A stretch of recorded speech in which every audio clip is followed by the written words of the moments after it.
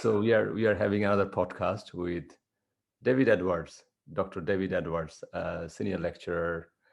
You teach in the dentistry. Yeah, I'm a microbiologist by training and a bit more molecular biology, but I ended up in oral microbiology teaching and a bit with the medical school. So I do the first couple of years on basic microbiology, a bit of dermatology, mock some fifth year essays, and then I teach a little bit for life sciences on molecular micro and do some BMSCs on antibiotics. So it's kind of a mixed portfolio around bacteria, but within the dental school is what I mostly do. My kind of obligatory question is, where were you born and raised?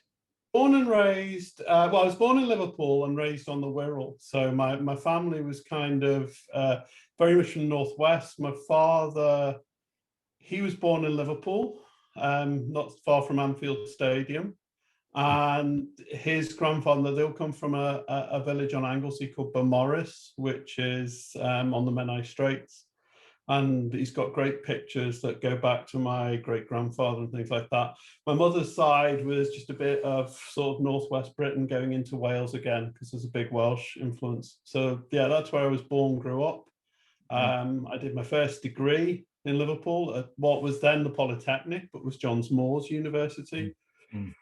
I did a PhD in Edinburgh, postdoc in Oxford, got a fellowship for the Max Planck in Tübingen, southern Germany, came back to Dundee in the medical school, had a research group for a small while, and then moved across to do mostly teaching. We still have some research going on, which I can tell you a little bit about on COVID even in the dental school. How did you find this switch from Liverpool to Dundee? Well, for me, the cultures are quite similar. I mean, if you go to cities like Dublin and Glasgow, they're quite familiar if you're from Liverpool. I assume that's the Irish influence. And then you come to Dundee, it's not too dissimilar in some respects, smaller. I've got two boys. One of them plays a lot of football, so I end up at lots of local football matches and messing about. And it's again that same sort of culture. They're quite friendly. I would say, but I'm biased, Liverpool for me is generally funnier in the sense that somehow somebody makes me crack up. If I'm in Liverpool city centre in some conversation, it always makes me laugh. But that also could be that's my sense of humour. So. Does it mean so if you're from Liverpool, you're automatic a Liverpool fan? Well, you tended to segregate according to the football team. So when I grew up, I mean, football was a big part of the culture, but you would play in the playground. One was Everton, one was Liverpool. My dad was an Everton fan. My mum was a Liverpool fan. When I grew up, there was a famous Scottish manager called Bill Shankly, and he was just funny. And for a boy growing up, as well as football, being entertaining was part of it. So yeah, there was a lot of football in the culture, even though I wasn't very good at it. The one good thing about being a scientist is that you actually tend to find, if you're relatively okay at sport, there tends to be not so many good sportsmen who are scientists. So as you play in these teams, you look really, really good in comparison with if you study the other areas. But I know it's a bit of a cliche, but I found that, So I played cricket for a team in Edinburgh for a while, did a bit of tennis, but football I enjoy as a sport, but I'm not very good at it. Okay. But do you actually support the team? I support Liverpool. Yeah, so I grew up supporting Liverpool. Do you follow their games? Yeah, we watch the games. My son, my younger son decided to do the same. My elder son decided because I had changed allegiance, he would go with his grandfather. So my elder son supports Everton. Is it? Whereas, yeah. So yes, we enjoy watching it. It's good fun.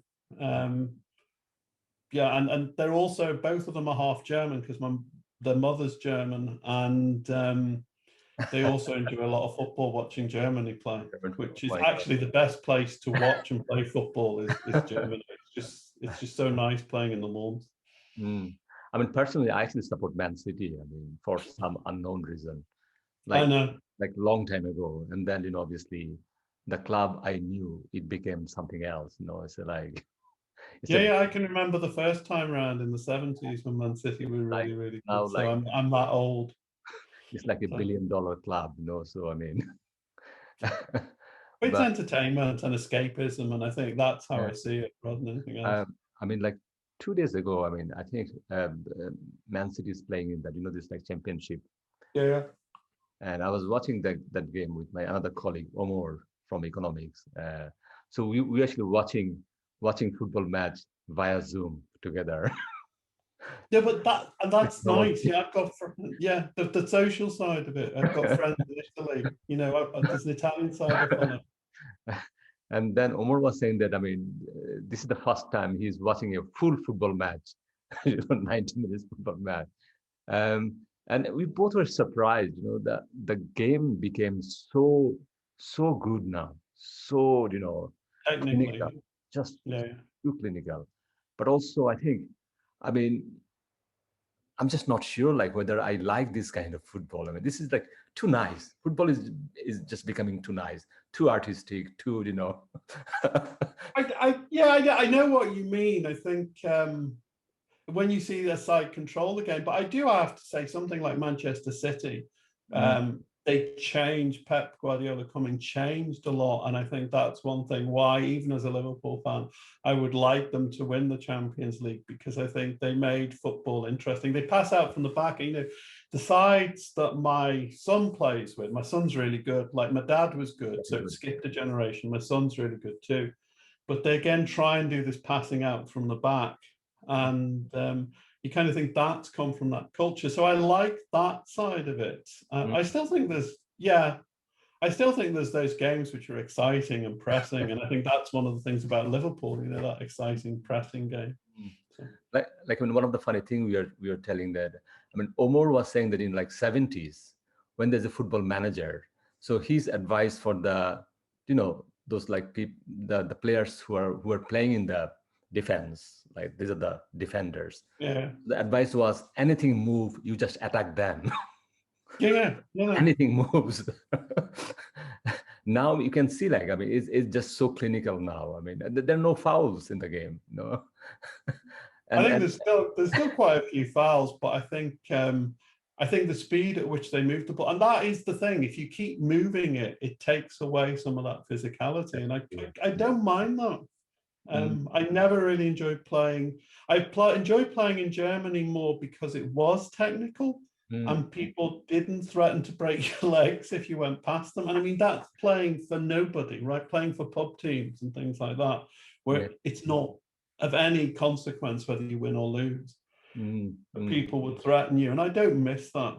And I quite like that. I mean, so my son plays for two sides. One is a boys' club team, and he's on trial with a sort of professional team that they invite him along to train with them.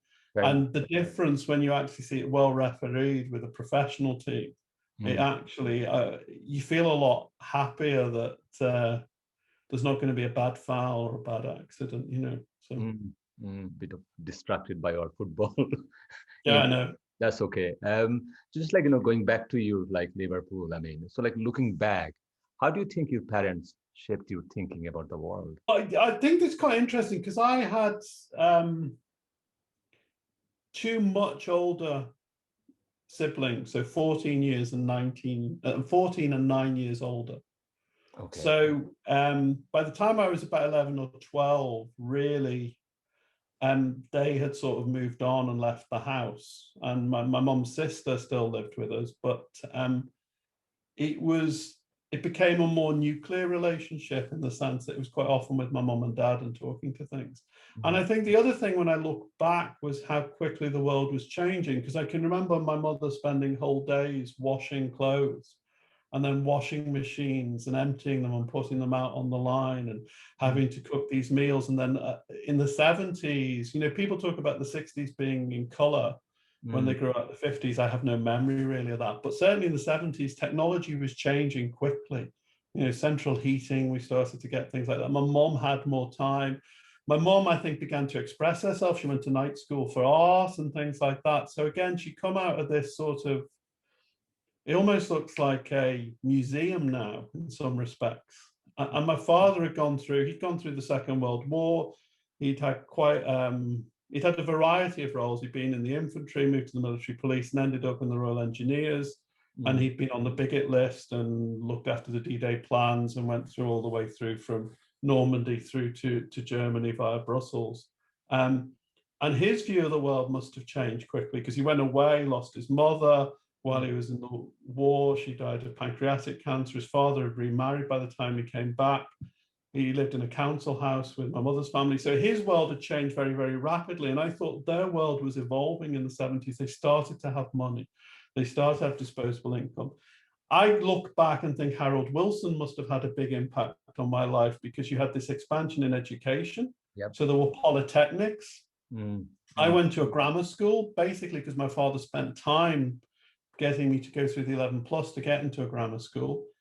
And so that culture of aspiration and doing things began to actually somehow permeate through. So that upbringing there was a lot of freedom. There was the idea that by getting into a grammar school that you started to mix with people who expected to go to university. So even though I didn't get the grades for university, I went to a polytechnic, the idea you went on to study, that you didn't have debt, that we didn't get a grant because of income really, but I didn't have fees and stuff, and that you could go and do that. And then even the opportunities from that to go into a PhD without a master's was something that was interesting. So I think my parents gave me the freedom to develop. And I think that culture changed. And I think probably because we moved to the Wirral and it was a very good secondary school, the grammar school, I think again, going to university, even though I was the first one on that side of the family that gone, was not alien to me. It seemed something that would naturally, potentially would happen to you, that you could go and do that. And my parents never commented either way, whereas I think for my brother and sister, they've been quite involved in their job choices. So, when my sister left, whether it was banking or insurance, when my brother left, initially it was quantity surveying. My dad helped him get into a job. He ended up working in social work and residential childcare and ended up in basically palliative care through hospice management and things like that. So he did a lot of things on the caring side of things. But my parents came from a different generation. I think the thing that was remarkable about them was they let me just be who I wanted to be, looking back. And I think that was the changing of the times. I think there was a culture. I think there was an idea that you could be something. I know it's a cliche about aspiration, but the idea that you didn't automatically go into a job was something that in their lifetime, 9 years since their previous child, had changed. I mean, two things came out from here, from this discussion is do you think the state was much more generous during youth time when you were growing up? So you were kind of talking about there were suddenly disposable incomes for your parents. So they had extra time to go for, this, even for your mom to go for this evening class. This is very special, isn't it? But now these days we see the families struggle with money, every day is just working and then paying the bills. So those, I mean, it looks like when you were talking about those earlier memories, it almost sounded like, idyllic kind of ideal society. I think they moved out of Liverpool. I mean, partly I think after my grandparents' death, that was part of the thing, that they moved out of the council house. But they found it hard to get a mortgage and get together. But I think it was moving into a middle class area. So I do think the environment was such that I never encountered anything that I felt put me in a particular, label, a particular box. I felt I developed who I wanted to be. I mean, I didn't intend to end up in biology. I mean, I liked writing, took my A levels to do geography rather than biology, but there was, and I think that it was a luxury. So I do think I escaped some of the pressures just because of those physical moves. And I think what we have now is,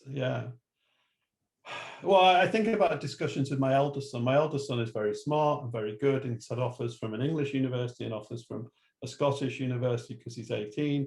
And again, it's the cost of thinking about the fees about going to an English university is something which, again, the fact that 18, that he's actually aware of that was something, I never, that never came. I mean, okay, I kind of lived at home and stuff, but I never thought about the cost.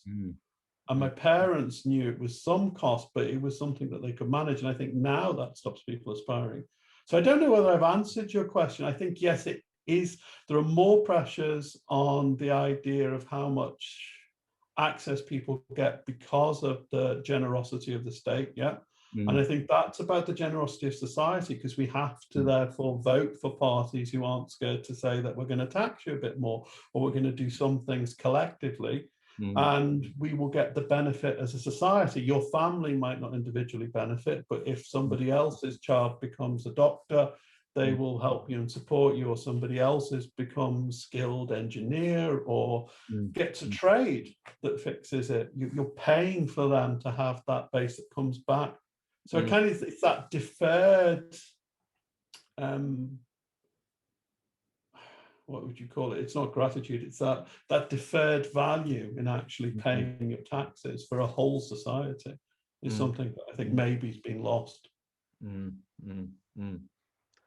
not going too much on the political side of the story. No. I'm happy to discuss it. You edit it the way you want to. Like, I mean, you kind of became a scientist. Obviously, when you went to school, do you think like your teachers or anyone, kind of inspired you? Yeah, it was teaching. Became, interested in science. I mean, I think for biology, for me, there's two things. I think if there was a teacher, I think a teacher made a difference, because like I said, I wanted to geography. I really like physical geography. And even now, when you look across the Tay and you see that it's a Rift Valley and things like that, I still find that interesting, or Falkland and the volcanic shape of the hills and things. But I had a good teacher, and for some reason, and I don't know why, because I wasn't great at maths, I was okay with maths, but genetics, and once I understood the Mendelian genetics and inheritance, somehow that was something that flicked a switch, and then the rest of biology became fascinating. And I think biology, for me, I think biology is accessible from a reductionist point of view, because you start with genes and little sequences of bases, and you can build up through proteins. So I think I don't have a great memory, but I think I'm very good at understanding stories. And if there's always a base on it, it can build up. I think about the physicists who then they split another element, an atom or a subatomic particle, and they find another that goes on and on. Whereas a biologist, to some extent, you just start at the bottom and you can build everything up. And that, for me, was something I could access and understand. But there are other things going on. I mean, we live in the time of COVID. HIV was just starting, and documentaries on HIV and the hunt and the understanding of the disease, and that, retroviruses are important. So there is a parallel to what we went through. Now, that was fascinating. There were some ecological things. There was Friends of the Earth when I was growing up. I think it was Rachel Carson with Silent Spring and DDT that was taught. So there was an awareness of the world that I can't also exclude the fact that all the moon landings, because I have memory of the last people on the moon. I can remember the Viking landing on Mars, and that excitement in technology and exploration, and that there was a biology to some of this, all made it sort of something that engaged me in the subject area, and that's why I guess I became a biologist. I mean, I'm not a science person, because I never liked math. I was really poor in math, so I'm not. I don't think math is that much important to study like biology. Am I right to say that? Well, it varies. I mean, I've kind of in awe of mathematicians, and that maths actually works. What I mean by that is that it describes everything, that you can write equations that describe the actions and motions, and that you break it down into this, which is kind of another language, right? And I think that's what you're talking about, that accessibility. I'm not good on languages, and I think maths is another language. It varies. I mean, that's the truth. I think sometimes it can be incredibly important. I mean, there's basic maths in understanding the amount of material and what you put together. Then there's the end user maths, where they use different models of probability and prediction. So I'm not sure that it's not important. I think on a day-to-day basis, it can become yeah, it's not something that's at the front of your mind all the time, complicated maths. No, I think from that perspective, but there are patterns. You see, I'm in awe of maths. You see, that's the thing. I'm not very good at it. I've got a cousin who's very good at it. And I do actually just think it's incredible. That's just, I don't, for me, that's like looking at a painting, You just actually think, God, that tells you how everything behaves. It all follows that same equation and that same angle. So, yeah. I mean, my first good experience with biology is when I suddenly started reading Richard Dawkins. What's the famous book? Selfish Gene. Selfish Gene, oh yeah. Selfish Gene is really, really good. I mean, obviously, subsequently he became more political, more ideological, more, something else. I personally, I'm not a religious person, but I see what he's saying. I mean, I think as a scientist, he's brilliant. It's just amazing. He's a very good communication. I've seen him talk twice. I mean, that was one of the things when I was in Oxford. Wow. You tended to see people.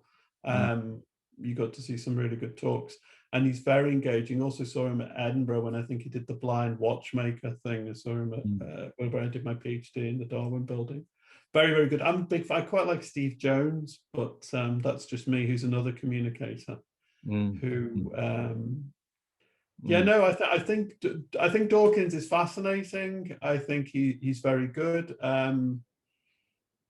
He's an interesting person from what I know of people who are in the same department of him. Yeah. But it's that communication. Yeah, but I think that's one of the better things about communication. I think you have to lay some of that at Dawkins' door, that people learning to communicate it and make it accessible. I think he played a really positive role in that. That science language suddenly became very, very accessible. I mean, I've got no science mind, but I when I read the book, it's just fascinated. I was just consumed by this book. I mean, and always talking about that book. I mean, and then my outlook about world became much more smarter, much more freer. I think. I mean, so it's like free thinking, and I think that was amazing. So school, and then when you were growing up, obviously lots of big events were happening as well in the late 70s or 80s. Any particular event, the big event you thought that, oh, that was, I still remember very vividly? There's several things. There are the political things. So I do remember the Toxteth riots. I actually went to play snooker in a venue that was burnt down the night of the Toxteth riots the next day, and the unrest in the city. I remember Derek Hatton coming in, and the Labour group that came on, the Tony Mulhern and some of the involvement they had in the city. And it was a very fractious side with militant tendency, because they were towards more of the left. It's whether you use the term extreme left or not, but definitely towards the left of the left wing of the Labour Party. And they weren't always welcome in some of their policies. But one of the other things was it was a reaction to Thatcherism and the way that Liverpool had been left behind. So going through all that, and Heseltine coming to the city, there was that big political sort of turmoil, because Liverpool was kind of almost singled out. Now, there were riots in Birmingham, there were riots in Brixton. I think my education on racial inequalities was something I got through going to university in Liverpool, because I started to make my first friends who were Asian or Black.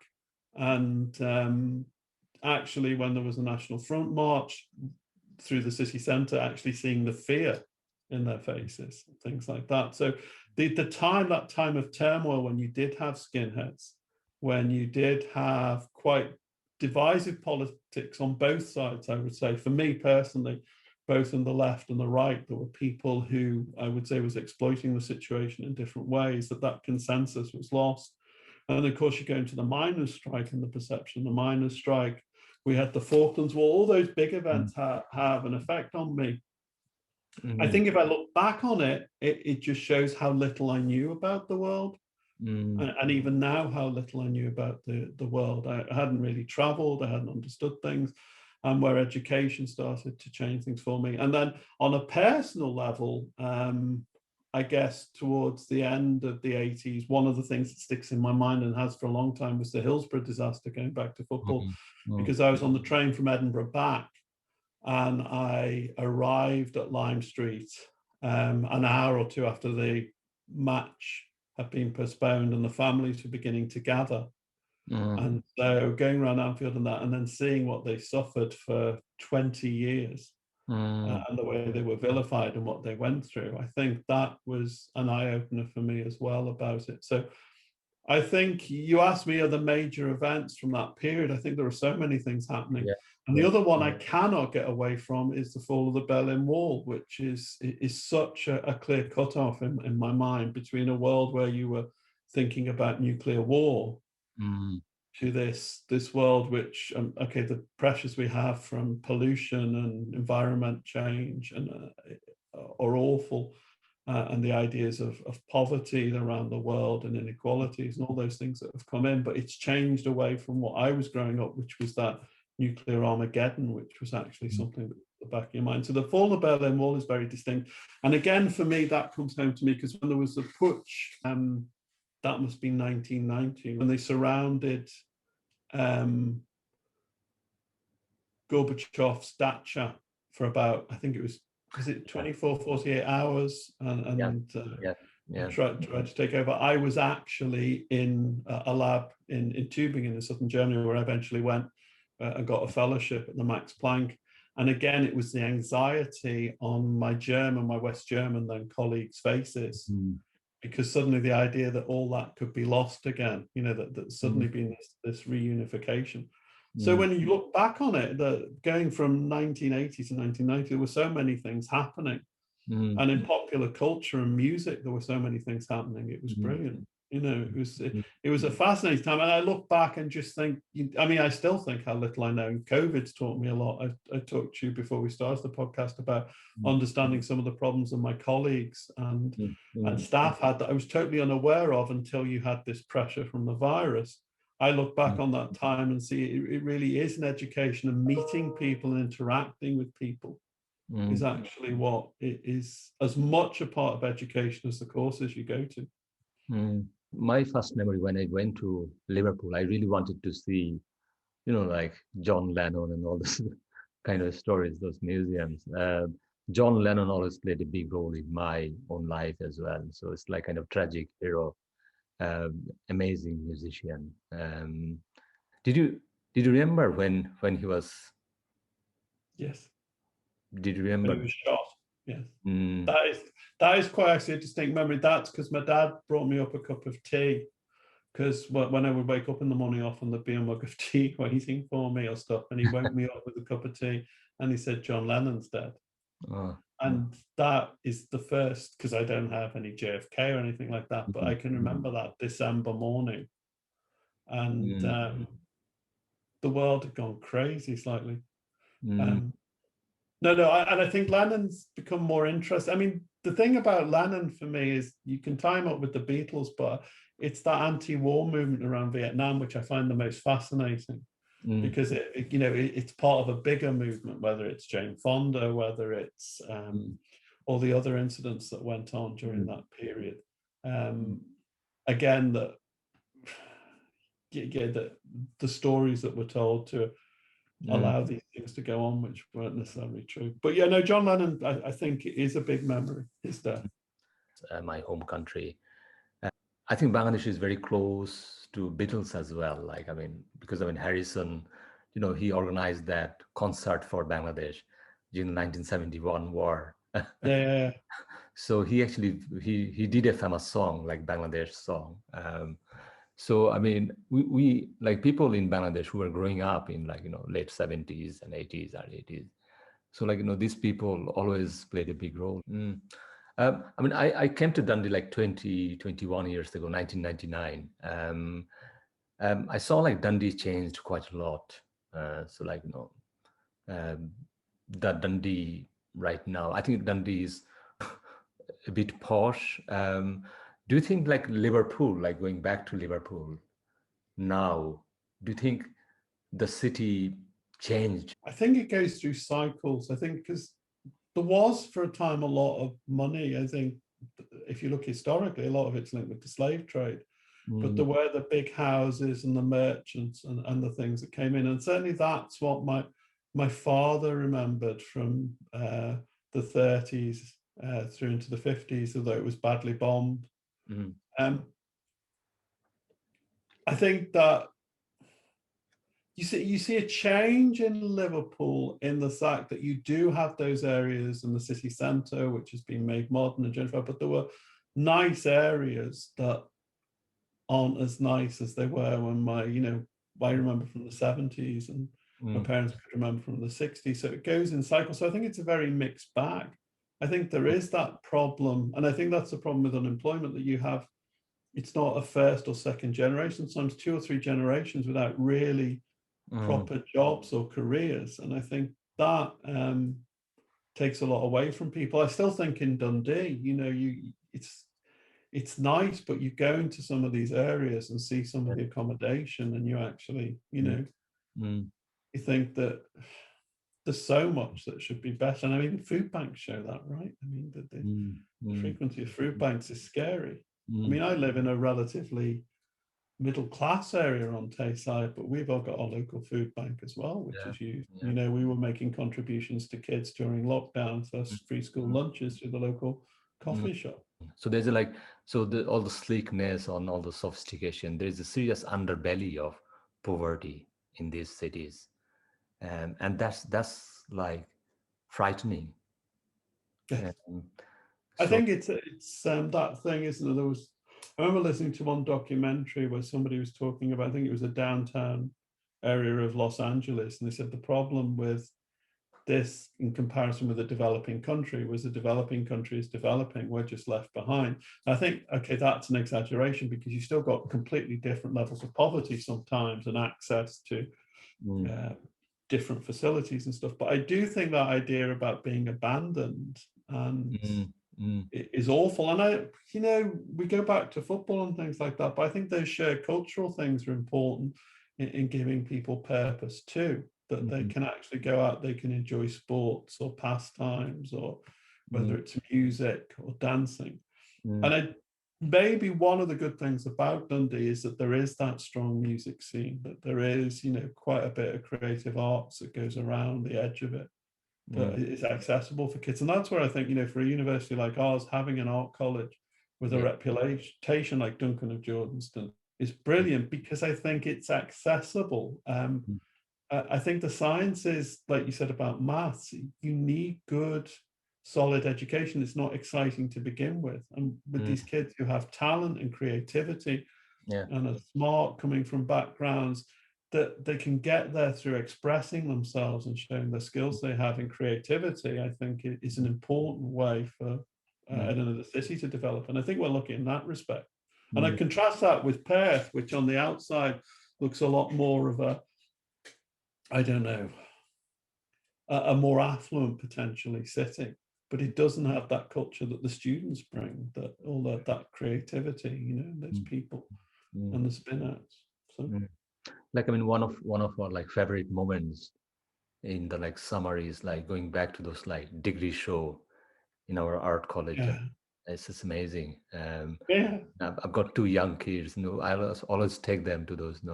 And then the creativity from these very, very young people, it's just amazing. And whatever job they go into, it might not be that they get into the creative arts. The fact that they can still go and express themselves and do those things, I think is a life skill. I mean, they talk about mental health, they talk about all the other things and being members, but I think you have to support people's development and openness to do things, and creativity is a great way of doing that. I mean, I was reading a book, someone called Yuval Harari. Have you heard about it? So he's an Israeli historian. So he wrote a book on world history, something called Sapiens. This Homo sapiens and our history. So that book became bestseller for a long time. And then he also thought that, yeah, I should write something about the future. So the future book is called Homo Deus. Like, I did not like all of his ideas, but one of the ideas I really loved is he was saying that in 2040 or 2050, the way people, study in the university, you study biology, you become a scientist or like biologist. In 2050, 40, you study something and then you end up with like something else because, perhaps the world might not need a biologist anymore because those things can be taken care of by technology. The technology can, like unpack all those, genome and all those DNA stuff. We don't need like actual people to do those jobs. So in the 2050, we have to reskill ourselves again and again because every 5-10 years, things will be totally changed. You don't need an accountant anymore. So those kind of world we are like heading for. So that kind of, I'm not sure, like as a parent, that's kind of, kind of like relief for me that, I don't have to, make my daughter, become a doctor or anything. Because I mean, perhaps in 2040, we'll not need a doctor anymore. We'll not need an engineer anymore. So I think it's possible, isn't it? I mean, you are a scientist. I mean, what do you think that technology can actually go up to that by 2050, or do you think that would be too early?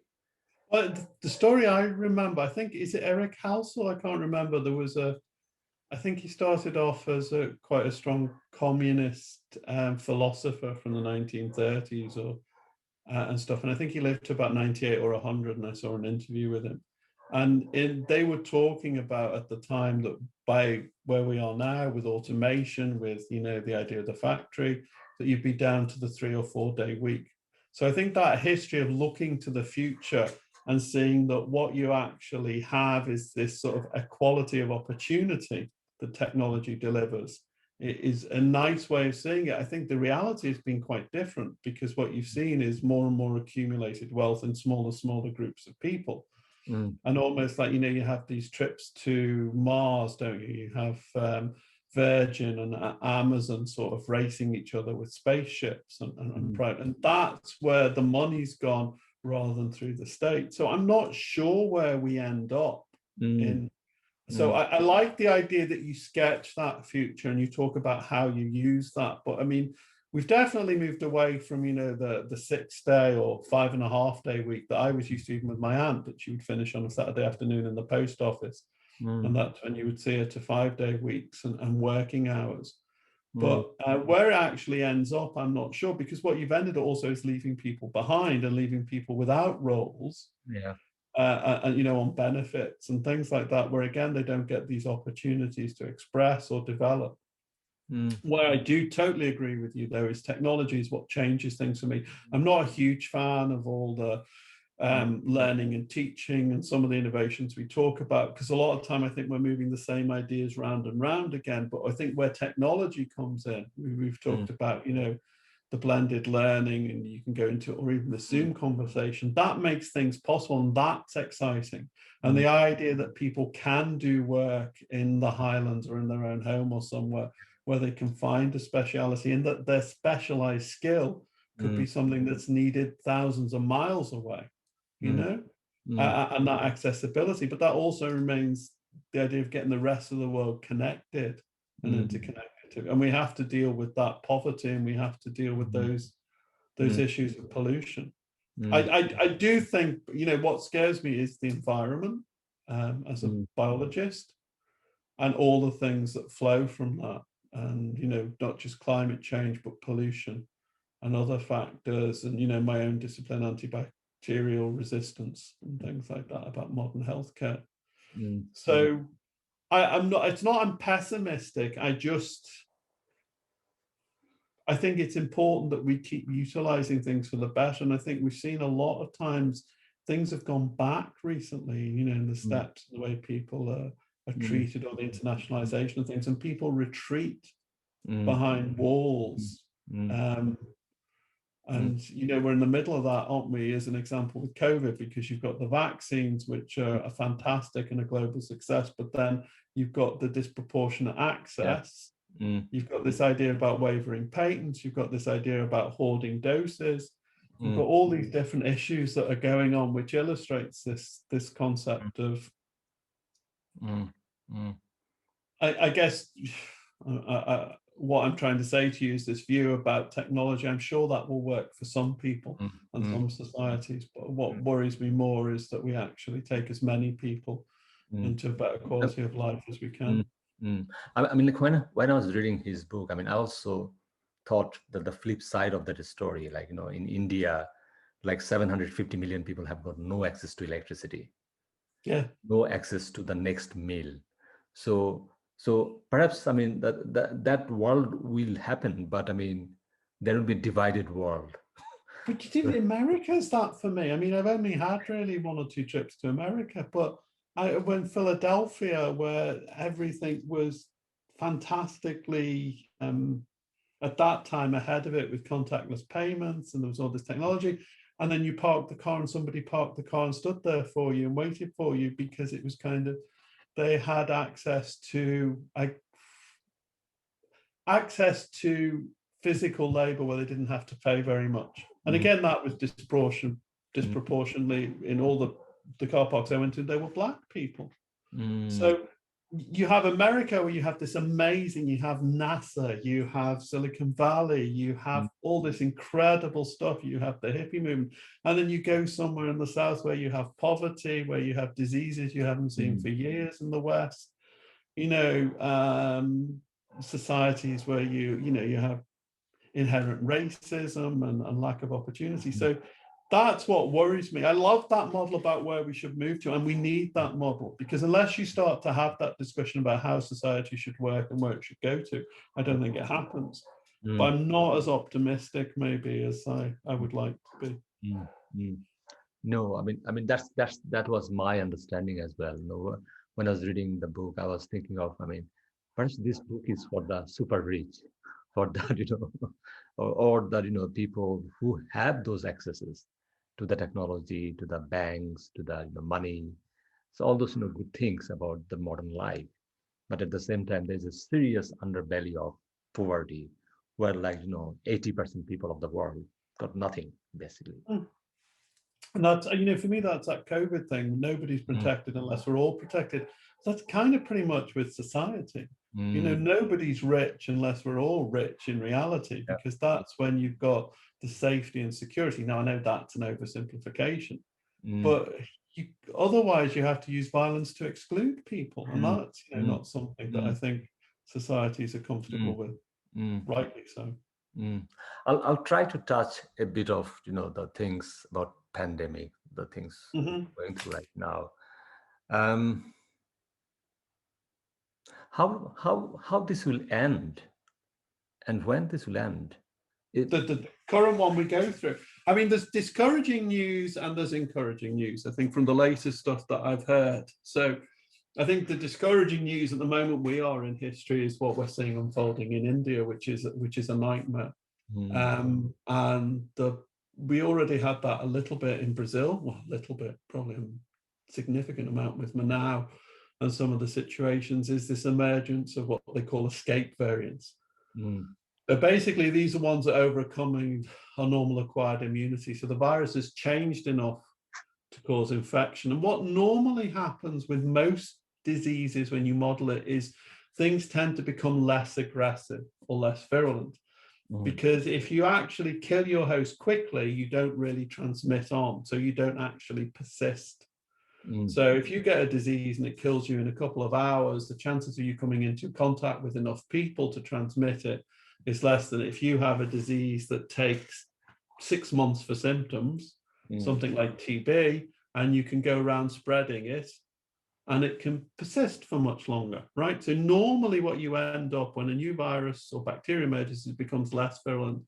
Some of these escape mutants seem to be more virulent and cause worse outcomes in people as well as younger age groups.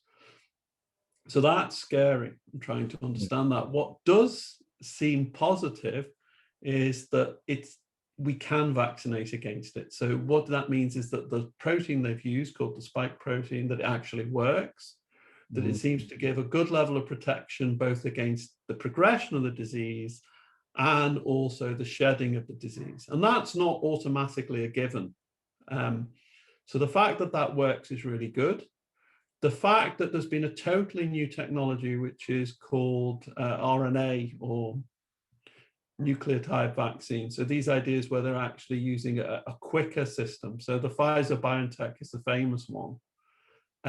That's huge as well, because that's the first time it's demonstrated. These were developed. There's an interesting story about that in Germany, if you ever want to look it up, through the research group in immunology at the University of Tübingen, which started it, was basically looking for cancers, if we could vaccinate. So if you have a cancer in you, if there's some marker on the surface of that cancer that you can actually use to make your immune cell destroy the cancer. So the idea of the magic bullet. So they were looking at vaccines by this RNA method for treating cancer. And the BioNTech company basically took that idea in between the patents and started to look at it for general diseases. But that method is a lot quicker and potentially a lot more flexible. And there's already stuff in the paper talking about that there's some success on the variants. So as these escape variants come out, the ability to modify it is quicker. There's also something that's been observed in some experiments where there's a second protein that not always appears on certain types of cells, called the envelope cell, that also might be another good vaccinatable target. So it looks like it can be effectively treated with vaccines. So there's going to be a bit of a fight between the variants and the vaccines. I think that's going to go on for a short while. I don't know how it will work out, because as soon as we start to vaccinate, we put a selection on for variants to evolve. But the fact that we have good methods and how far those variants can evolve seems limited. So that, for me, I would suspect that we start to get back to normal. I mean, we're heading back to normal in the UK with the amount of vaccination, but you would expect maybe next year we start to look about different ways that we're actually, some of the more significant measures become to be relaxed. So I'm sure they'll monitor traveling and things like that, but I think that the possibilities are we're getting into a better and better situation. The only disastrous thing that I could see, and it's a worst case scenario and there's no evidence for it, is if it made a major evolutionary change. So you can get recombination between viruses. So if you get a co-infection with one virus and the other, you can get recombination. Quite often that doesn't generate anything of significance. It's normally a disaster, but there is a possibility. And from what I understand, there's evidence that that has occurred, that there has been recombination between people who are infected with one virus and COVID, but there's been no significant changes associated with it. But I don't think that's a given. So I would be broadly positive. You want to know when we get back to normal? If I had to bet on it, I would say probably a year from now, things start to look a lot easier, with the idea that we've adapted and modified the vaccines to treat the variants. But there's always a possibility something can change in the virus. But it is a very unusual virus, and it has has an unfortunate combination of symptoms, combination of features. So this idea that you can walk around with having virtually no disease and shedding it, and still not quite understanding why some people super shed or they don't. So it's a long way around saying this story. I'm quite hopeful that we're moving in the right direction. It's now just this variant vaccine battle that's going to go on in the short term. But that's a very UK-centric and European and American-centric viewpoint. I think for the rest of the world, I think you could well be looking at another 2 years before really societies can settle down. I'm thinking particularly of India and Brazil and these second world economies, which actually, have these high-density populations. And especially I've got a couple of colleagues from India, and I can sense their anxieties. What went wrong in India? Do you have any insight on that? I mean, well, there seems to be, one of the things seems to have been sort of this attitude to not restricting social interactions. I know there were religious festivals, there were other types of things that went on. I think what you probably got was evolution of a variant. And a variant that worked very quickly. So the virus has adapted and changed. To best of my knowledge, and this is coming from a talk I'm trying to remember from about 10, 12 days ago that Wendy Barclay gave at a meeting I talked to because there were about 3 or 4 different types of virus that have come out in India.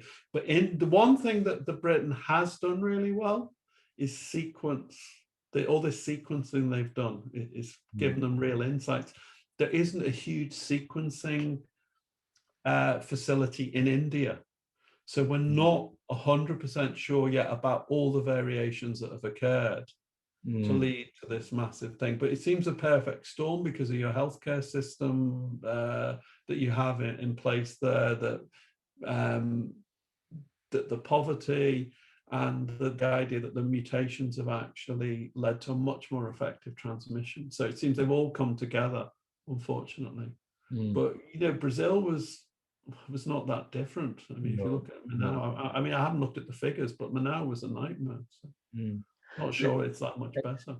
And also the story came that, you know, lots of these people who died actually got first vaccine, but the vaccine did not help much because I think the care was not there when they infected. But yeah, it's these escape mutants. I mean, the fact is, if they've overcome the virus, and they do know, I think, I'll be careful. I'll qualify by saying this. I can't swear to these figures, but I think it's something like it drops from 80% to 20% for the AstraZeneca with one of the mutations in protection, and that makes a big difference.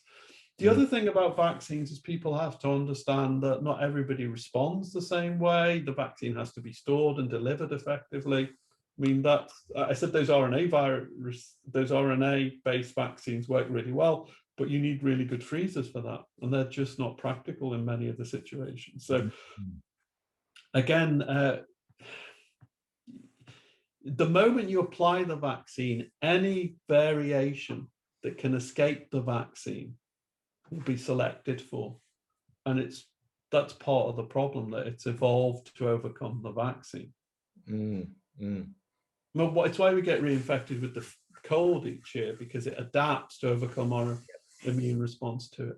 So yeah, and again, the response, and also the vaccine works in 80% of cases. Also, the big boost is after the second dose, really, if you look at the antibodies. So I mean, especially if you go back to, like, you know, like the last one, just like the Spanish flu in 1918 and 1920s, the number is like huge. I mean, 55 million people died from that pandemic. We are not going for that kind of figure this time. Well, they're talking about 3 million. No, I think that the combination of this, the Spanish flu, there's a whole set of different things that have changed, including modern medicine. One of the things is the idea about, you know, you don't have antibiotics. So a lot of people in the flu epidemic died of secondary infections from bacteria as well. So that they get the viral infection, they can die from it. They seem to have some similarity to what's happening with COVID, but it seems darker with these cytokine storms. So what it meant was that your immune response was leading to more severe outcomes. So before the 1918 pandemic, classically with flu, what you saw was younger people and the elderly died because their immune system wasn't working as effectively. And then flu still tends to kill the elderly, even though we vaccinate against it. In 1918, what you had was, it was people between about 18 and 40 who died, because it seemed the strength of the immune response was part of that. So I think it's that dexamethasone, but one of the things early on that drugs that work was dampening down the immune system. So people have tools, and there's a lot of evidence of how to treat it and deal with it. We still don't understand the COVID outcomes, that you know, why women tend to be slightly more protected, why obesity. It's not completely clear about age. Well, you know, why don't children get it as effectively? And now with the variants, we're seeing it with young people. So there's still lots of gaps in what we don't know about it, but we know a lot more about healthcare and supporting people than we did during the flu pandemic. So I think, what are we talking about? 3 million dead at the moment with COVID, in comparison with the flu pandemic is remarkable. I mean, there's other ones that Hong Kong did it. There's loads of these various ones that go up and down in various times. And of course, the great one when you teach is something like the Black Death in Europe, Yeah. which is 50% of the population, they estimate. So. I went to your profile last night to see like what you're teaching and doing research. And I think one of the courses you teach is like cleanliness champion, like decontamination. Well, yeah, that's what cleanliness changed into. Yeah, it kind of altered. But yeah, I can tell you that was basically about infection control. So, what kind of stuff do you teach in that kind of class? I mean, so it's an interesting thing because this kind of comes again when I talk about healthcare and provision.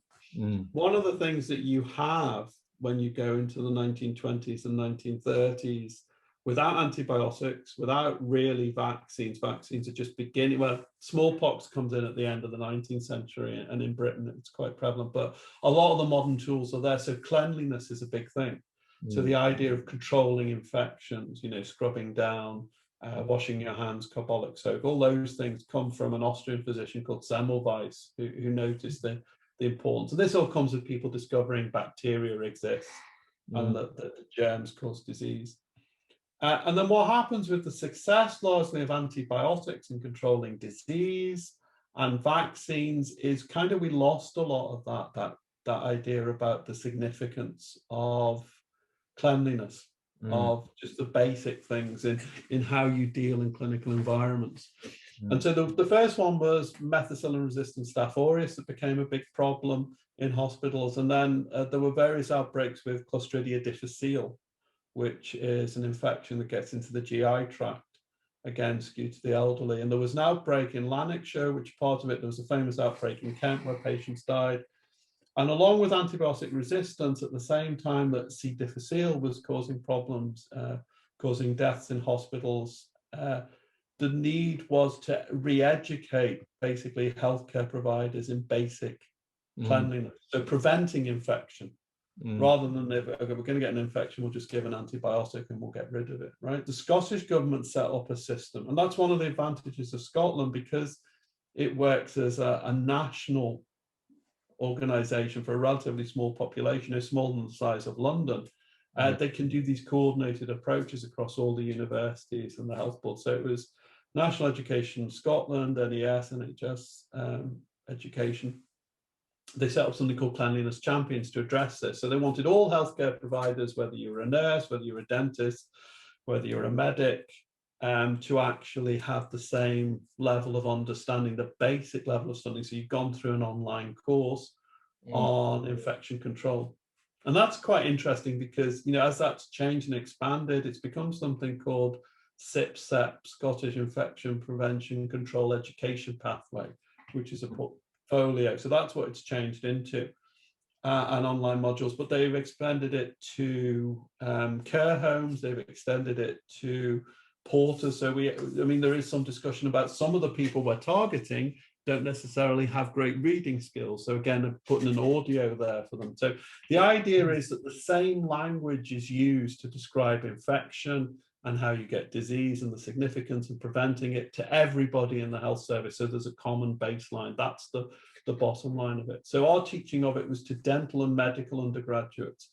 And it meant that, you can go to textbooks and you can see subtle differences in the way things are described, like the cycle of infection. What it established was one thing that every healthcare provider did. So initially it came in for dentists. It's also gone into the medical curriculum in first year as well. And it's not complete common sense because some of it is counterintuitive, but it goes from everything from how you dispose of waste to hand hygiene, which is important, to the idea for the medical professionals, they even consider things like patient placement, who you put in the same ward or alongside each other. So, and that's a national initiative. And what's nice from that is it's come through government, it's come through the NHS, and it's gone out like that, but then we're cascading it into students right at the start in university. And so when they become professionals in the healthcare profession, they go and do it. And from the COVID perspective, what's also been interesting about that is the discussion about care homes and the education of people who, they're quite often low paid, but giving them access to a basic understanding of why their cleanliness is important. And it seems obvious, but one of the amazing things, the amazing stories that came out of the early days of C. difficile infections was from an outbreak that killed several patients in Kent, was that the nurses were told to do barrier nursing, which is basically where you have an apron, you have gloves, and when you're actually treating a patient, you actually do this, you clean them, and because C. difficile was a disease that led to diarrhea, you obviously had quite a lot of contaminated material. You replace the sheets, you would replace clothes, scrub down everything. And then the idea was, because it was barrier protection, is you take off your gloves, you take off your apron, it takes it, you get rid of it, you move on to the next patient, because it protects transmission. In that particular outbreak, one cohort had actually thought it was protecting them. So they cleaned down somebody with the apron, with the gloves, and then they just moved on to the next person with the same apron and the gloves that had become contaminated. So it was the idea that the fundamental basic idea of understanding disease had been lost. And this is something that you can't overestimate. I remember hearing one story about a hospital where they'd seen that they had 2 wards which had very expensive filtration systems. So what they did was they filtered all the air coming in and all the air coming out, and they made sure that there was a pressure space in between. And the management had come in and basically looked at this, and the cost of servicing these 2 wards was remarkably high, of getting all the units. So they come up with the idea of amalgamating them. And they took this through several meetings until one of the famous meetings I was told about, a physician just said, you do realize this ward is for immunocompromised patients and this ward is for people with highly communicable diseases. So the idea that you will put the people who were sensitive to disease with the people who were transmitting really aggressive disease, but they looked at it from the top down. And so the cleanliness champions, the CIPSET, they're sometimes going back to basics. And you talked about technology with me earlier and how important it is. The fact that we have online platforms, the fact that you can have a physician who can be looking at it on a desktop computer, somebody can be looking at it on their mobile phone if they're a porter, that we can have it. We haven't got that far with accessible formats, but the idea, and then skew it slightly to care homes. But the information's out there. It's in the standard nursing practice handbooks and the standard medical care textbook. There's nothing new, really. But it's actually making sure everybody has it, can access it. And also, you know, the simple things like how you reward students for doing it, right? So that when we first put it up, I mean, I sit on the advisory board for that with NES. We got this idea that certain staff, and these again were cleaners and domestic staff, they wanted a certificate to say they'd done it. That meant something to them, you know, because, you know, we take that for granted for education. Of course, our students going through just want a tick box and to move on. So you discover again that when you're educating across that thing, you have to make sure that you can involve people and make them feel, because they have achieved something, they've worked through it, they've got something, and you reward them in that way. So that's something I didn't really want to do as an academic. I'm more interested in molecular mechanisms, disease research, but the job needed doing. I was a microbiologist, and I found it fascinating because it exposes to all those things. I mean, you were talking before about Duncan and Jordanstone. What I quite like about both being in the union and being an academic is it tells me every day how stupid I am, because I learn from you about political science. I learned something from somebody about a depreciation of art. Somebody tells me something I don't know about anything else within my own discipline. You know, the brilliant professors and PhD students in Dundee. And I quite think it's quite humbling to realize how little you know. And that, I think, is something, if you're a good academic, you're constantly aware of. So that CIPSET was fascinating for how you implemented it. And then seeing the problems, like I said, somebody wants a certificate, somebody else can't read. You know, you think that doesn't happen, but you can be providing health support, pushing patients around, looking after them without having the ability to read properly. I was reading your profile, and when I saw this, like, you know, this like cleanliness champion and this decontamination thing, I thought, oh my God, this course can be, you know, global course for everyone in the world.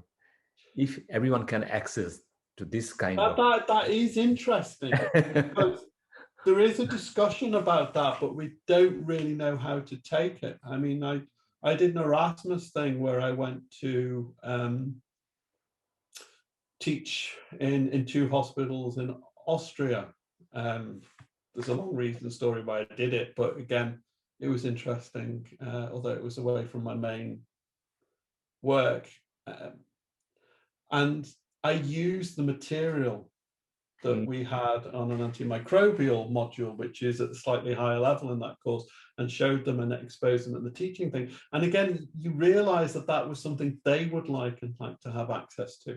And there are these things out there, you know, the European Centre for Disease Control, the CDC in Atlanta, they produce information around diseases, but that tailored education that has bigger uses, I think is, and you don't really get that in England because the health boards fracture. Then you have the private providers. They argue that that creates competition and you get all these different competing things, right? But the reality is, for some basic things, you don't need that. Really want to touch this bit. This is my personal kind of trauma as well. So I suffer from OCD, obsessive compulsive disorder. I've got germ phobia. So, you know, the pandemic is the last thing I want to face. Although that's good, because you actually will wear a mask and you will wash your hands. But the problem is I overdid them. You know, so I'm overdoing those things, you know. But you have to moisturize. That's part of the course. You can forget, you know, I'm not joking, on hand hygiene, they have skin health. Because exactly what you say, these people wash their hands so much that their hands crack, so they don't want to wash them. So they actually, I mean, I sound like I'm working in Debenhams, but you have to moisturize. I mean, but you know what I'm trying to say? These things are counterintuitive, right? You don't think about the whole picture. And I love that, even with something as fundamental as washing your hands. The moisturizer becomes incredibly important. Anyway, sorry, you were telling me. I mean, especially in the start of the pandemic, when I went to the shop like Asda or Tesco, you know, going for this weekly shopping and came back home. And the first thing I did is, you know, everything I was wearing, everything went to the washing machine. I felt suddenly, you know, the whole thing is contaminated. So the fear of this unknown, also like lots of, you know, misunderstanding about, you know, things, but also lots of things are not clear as well. So still, you know, but that's the point. People didn't know half of it. I mean, part of the mistake the West made was they treated it like flu, when Asia was treating it like SARS, like a coronavirus. And the mask wearing, it took them forever to get onto mask wearing. I mean, that was one of the early things I did in my health and safety role, when our university, I mean, nothing's wrong with what they said, but put out a message saying there's no necessity to wear masks because people have been wearing them around campus, right? And I just wrote to him and said, do not get involved. Do not say it either way, for or against, because it's far from clear to me. It's a tricky one. I think if you've got that OCD and you're vulnerable to it, that's a horrible thing, because a lot of what we're naturally exposed to primes your immune system, and your body's pretty damn good at coping with it most of the time. So like, what will be your advice for the people who suffer from OCD? So first of all, I don't understand psychology. That's the thing I said about being ignorant. One of the things I love about what I do is realizing how little I bloody well know. But I can try and empathize from the psychology of, I can totally see, because when I went round, I was totally aware of things, especially at the height of the cases that were going on and not wanting to go places and limiting it, and my children going back. I think there are some things, I mean, for me, most of what I do, information has helped me. It gives you some element that you actually feel you have control if you understand something. Now, that's not always accessible for everybody in the terms that's used. But I've advocated it through our tweet, but the travelingtabby.com, that guy, I think he's a graduate student from Abertay. I think he still might be studying there. He started to assemble all the data, has wonderful data that at the height of the pandemic would scare the hell out of you. But at the moment is quite reassuring. If you go on and look at the local data, most of the wards in Dundee, I think there's only one ward, has not recorded a case for 7 days. And most of the ones in Fife are like that. We obviously have a situation in Moray at the moment. My suspicion is, because Moray came up quite early, even during the first outbreak, is somehow that's linked to Lossiemouth and Kinross, but I could be wrong, because both of those are RAF bases up there. But I think all I can say is you have to accept that you have an anxiety to begin with, but then you have reasonable additional concerns, and they are completely reasonable. You know, I think it's like the vaccine fear. I'm passionately against anti-vaxxers, but there is a logic to be concerned about the speed at which vaccines have been rolled out and the way things have been done. That's a completely logical thing, as we've seen with the blood clot data and other things that have come through. And so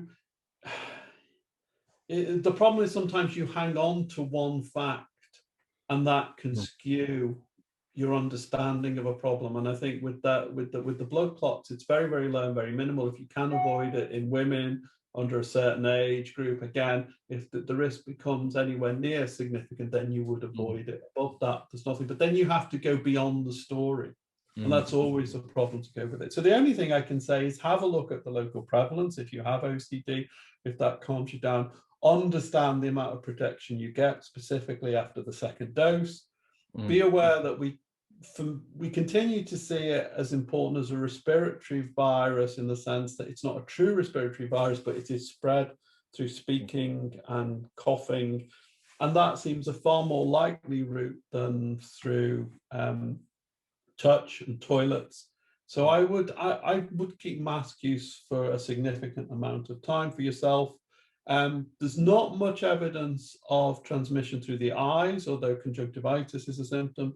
But if you're really worried about it, wear some glasses or sunglasses or anything you can. But mask use appears to be the single most effective. And they talk about it, what you're protecting is shedding other people, but there is some degree of protection for yourself as well. It might be less. I think the story is, I think you get a 60% reduction in transmitting it and a 20% protection from becoming infected with it. So together it's something like 80%. That was one model, right, on mask use. But then there's different qualities of masks, there's different ways of wearing it. So if you are wearing a mask, you would have to be quite unlucky. I know one clinician friend who was unlucky. Somebody with COVID sneezed directly in his face wearing a type 3 mask, those paper blue ones, and he did get COVID, unfortunately. But really, those situations should be limited.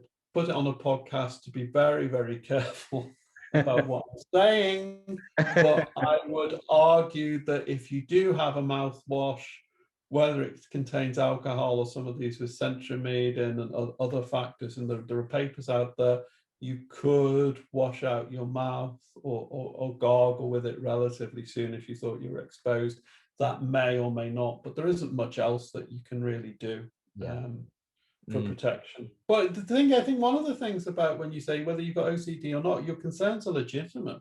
And your worry about going to those places are completely legitimate. And if you limit it to that person, and also, again, we know it's skewed towards age, weight, ethnicity, sex. So all those things come into it. So I think, you've got to be comfortable and then rationally read as much as you can. But look at the prevalence. The prevalence at the moment is really, really low. And the thing that amazes me on that, if you want to feel better about it, is look at transmission in planes. There wasn't much transmission in planes, and that's remarkable. Any cases, whereas you go to somebody singing in a choir in a church or somebody eating with a ventilation unit above their head, and there is big spread. And I think that shows to me that where people are prepared and they have masks in that areas, you've really reduced it significantly. And that's one of the things I would say you should be encouraged about. This question can be like 50%, science and 50% politics. I know like so many of my colleagues who are like climatologists, they get really angry, about, all those people who, don't believe those like things like, climate science. Do you get angry when you see like, thousands of people on the street, like protesting against, like wearing masks, or like, they really want to go to, go to the pub and, enjoy their lives. I don't know, it's anger or depression. I don't know what combination it is. I do think we go back to, I don't know how final version comes out, but we talked a little bit about Dawkins at the start and stuff, and communication. I do think the inaccessibility and simple understanding about things is something that frightens me. And it goes all the way through to somebody who was saying about the blood clot thing. There's nothing to worry about, just take an aspirin. Well, it's a completely different mechanism that forms a blood clot to being an aspirin. But this person was a relatively smart solicitor. And sometimes I think we've almost empowered stupidity. So that, you know, the thing that the many things annoy me about Brexit, but this quote of Gove's about don't trust experts, or they're not, your best hope is an expert, right? So I think that loss of faith, and then there's almost a false level of thinking I can understand all of this, right? I said to you, one of the things about university and what we do, I think, is finding out how stupid we are. You know, constantly. There's always somebody smarter, right? You can walk, I mean, I'm sure there is when you walk in Tesco as well, but I'm just saying when you walk across campus, you're fully aware that somebody knows a hell of a lot more about lots of things than you do. Right, and I get in a discussion with you, and it's the same. And through the union, that's fascinating. Because the union, I think you go more across disciplines, which is something I never imagined I would enjoy so much, but I do. So when you see those people who just think it doesn't matter, or it doesn't affect them, or followed something kind of almost like sheep gone onto the streets to complain about it and been sold some idea that they've lost their freedom for no apparent reason, they have no role in it. What frightens me most is ignorance. I think then what I get angry about is the belligerence, the conviction, the self-righteousness that they've adopted around their ignorance, and that these people don't realize, and there's no nice way of putting it, how stupid they are. I mean, that's what frightens me. So do I feel anger about it? Yeah. Do I get angry at those people? I think ultimately I have to put a lot of that, which is terrible, on the media, because I think the media, and climate change is a classic example of the way the BBC would put Lord Lawson on opposite a specialist climatologist. And then we had heads of state, without picking out anybody who's left, talking about bleach, talking about all these different things. And so if the people at the top can be ignorant and stupid and not tell the truth, I think it just encourages a situation where people don't trust in experts or advice. And I think that it takes everybody down. So you ask me how I feel about it, I think ultimately it's depressing. Because I think that degree of ignorance, it's not even apathy. It's all, I mean, apathy, you don't care, but it's almost like they've actually got a conscious desire to go exactly the opposite way and demonstrate on something. It's just, it's madness. I think part of me also thinks that this is like, for me, this is like kind of arrogance as well. This people, who don't believe in this like climate. But it's self-confidence and arrogance. Yeah. No, but yeah, I think I'll go back to what I said 100 times. I think the one thing that science always teaches me is I know nothing, and how stupid I am. And like I said, being where we are and what we do, which is, I have to say, is completely different. Teaching on clinical disciplines to medics or dentists, they have to make split decisions. And if it goes wrong, they then just have to make another decision. So that arrogance and self-confidence in certain professions are absolutely required, because otherwise they're inactive, right? They just freeze. There could be 1,000 reasons why there's patients. They have to go with the one that's most likely, treat them, and if it goes wrong, deal with the consequences, not freeze and think about it. But as a science, as an academic, I do not trust my results. I do not trust what I see and what I read, and I try and understand it.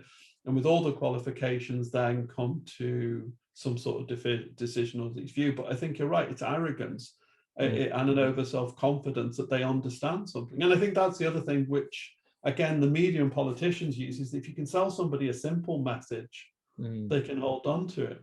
Make America great again, I don't know, take back control, whatever you are, the slogan, the advertising becomes so important. And I think for complex issues, then it's used in the same way. The question is why they're on the streets, why they want to believe that they're being lied to. I think that's a broader question. Mm, mm, You know, I don't understand why you want to believe climate change isn't happening, why you want to believe that COVID isn't really that bad. Why do you want to believe that the vaccine's got a chip in? I think that's a bigger thing for me, which I don't really understand. mm, You know, mm. But also, I think part of me also think that, it's like our lack of understanding about this whole planet as a whole. So if you go to Bangladesh, you see like what's happening in terms of climate change, in terms of global warming. If you go to all those, Pacific islands, you know that, this is an existential crisis. If you don't do anything, they'll be gone. They'll be but gone. this is education. This is what you said about mixing and being exposed to you. And like I said, I said to you about the union. I didn't want the health and safety role. The union's done a lot for me. And I know that Ian Ellis, who we had before, was excellent and did the job, but was supporting us other ways. And I know that I could contribute something. I'm in awe of the caseworkers who can sit there and take some of the things that go in, people who deal with equality and diversity, the people who stand for president again and again in our branch and stand there and stand up for us and go to conference or go to pensions. They're all incredible and they do so much more than I do. What I can do is contribute through something. And I think through that, I've been educated and exposed to different things and different viewpoints. And what you talked about for me is education. The part of education is realizing you are stupid and you don't know, and you have to learn and check and understand. And even what you do know, now and again, go back and check what you think. This post-truth politics, the problem That's post-truth politics is, integrity like, doesn't mean it anything. looks like they know what they're doing and they know, like, what's the truth. So like Trump, reviving coal industry. It's just like, it's just insane, isn't it? I really quite liked him, although many people who rubbed up the wrong way. I really had a very good dean of medicine. I would argue one of the best people I've ever worked for or worked with, but he was not an easy person, very direct. But I had a lunch with him once, and he both said to me, talking through the hierarchy that we have in a university, he said that what you do with liars, he said, I'm in a meeting, they lie to me. I know they're lying to me. They know they're lying to me, but what do? I can't say anything. And that's the problem that then goes through the whole way. It's such a strange thing, but you go back to what my parents and what I was brought up and what I did, and there was a Methodist background, so there was a sort of religious element of it. There was a very old-fashioned way of it. There was my dad, who didn't want to be in the army but joined during the Second World War. There was the idea that you kind of told the truth, that you did the right thing if you could, and you made a contribution. And I see that in so many people. The thing about it, we see the people who march against the lockdown. We don't see the millions who are in their homes who aren't marching, right? I think that's one of the big things we have to put in perspective. The people who do give to charity, who do put food aside, whether it's back at Sainsbury's or in a food bank, whether they're my political persuasion or completely different, who do good things, whether it's through churches or organizations. But I do think that idea of personal integrity and honesty is incredibly important. And I'm not religious, although I was brought up in that background, but I do think a lot of that idea about religion, about your personal responsibility to other people, something that somehow you have to engender it. If you don't get it from religion, if you don't get it from your home environment, then you've got to start looking to the people who are leading your country and are making decisions, because who else do you have, right? And once that breaks down, I think it becomes a major issue. But I'm going into pop philosophy here, which isn't something I'm good on. But no, I do agree with you. I think it is about the truth and honesty. If you lose that, so if the top leaders. Yeah, well, that Adam Curtis film, isn't they talked about how the Soviet Union was run? Yeah. I remember watching that on the BBC, and the idea that you don't trust in anything anymore. So that gives you control over people, because people don't know what's true or what's not true. So you can basically manipulate them and keep them in a constant state of confusion.